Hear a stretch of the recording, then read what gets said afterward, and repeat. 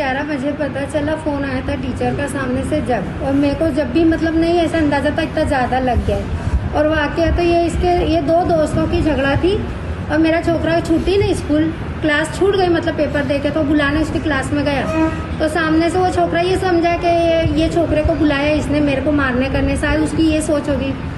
तो उसने सामने से बेंच पे से खड़े होके ऊपर से इस तरीके से मतलब परिकर मारा ने। गई काले एक पेशન્ટ आव्યું હતું, દર્દી 4-4:30ની અરાઉન્ડ, જે અમે અહીંયા એની ઈજા સાથે આવેલું હતું, જે અમે પ્રાઇમરી એક્ઝામિનેશન કરતાં અમને જણાવ્યું કે એની કીકી ઉપર ગંભીર ઈજા થયેલ છે।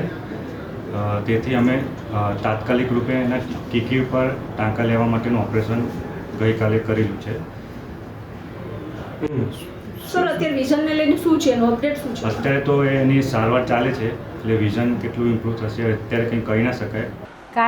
ગઈકાલે સામાજિક વિજ્ઞાનનું ધોરણ 6 થી 8માં પેપર પૂર્ણ થયા બાદ વિદ્યાર્થીઓને ગેટની બહાર મોકલી દીધા।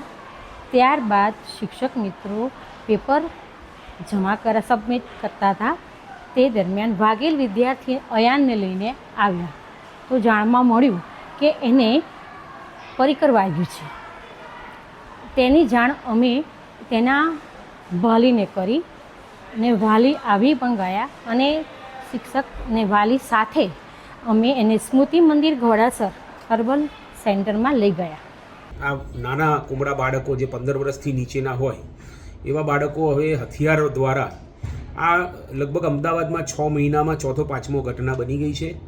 એટલે ધીરે ધીરે જે માનસિકતા, જે ક્રૂરતા બાળકોની જે આવી રહી છે, તો ખરેખર હવે આ એક જાગૃતતા લાવવાની વસ્તુ છે અને સ્કૂલોમાં બાળકોને આ ક્રૂરતા કેવી રીતે વધશે છે, માનસિકતા એની જે ક્રૂર જે બી બાળકોને હથિયાર મારવાની છે, નાનું હથિયાર મારવાની છે કે એકબીજા ઉપર હુમલો કરવાનું છે, તો આની પર ખરેખર વિદ્યાર્થીઓ, વાલીઓએ, શિક્ષકોએ, સમાજના જે જાગૃત નાગરિકો છે તેમણે હવે વિચારવાની જરૂર છે અને આની પર તાત્કાલિક સરકાર શિક્ષણમાં કંઈક ને કંઈક એવો રસ્તો કાઢે કે જેથી બાળકો નેક્સ્ટ ટાઈમ આવું ક્રૂરતાભરું એકબીજા બાળકો ઉપર એટેક કરવાનું બંધ કરે, એવી વાલી મંડળની અમારી સરકારની જોડે માંગ છે।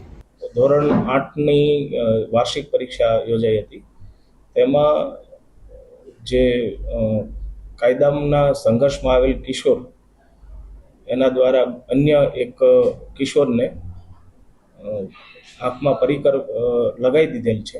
બનાવ બનવાનું કારણ એવું છે કે જે કાયદાના સંઘર્ષમાં આવેલ કિશોર અને અન્ય વિદ્યાર્થી સાથે સામાન્ય બોલાચાલી ચાલી રહી હતી, દરમિયાન ભોગ બનનાર કિશોર વચ્ચે આવતા તેમની જમણી આંખમાં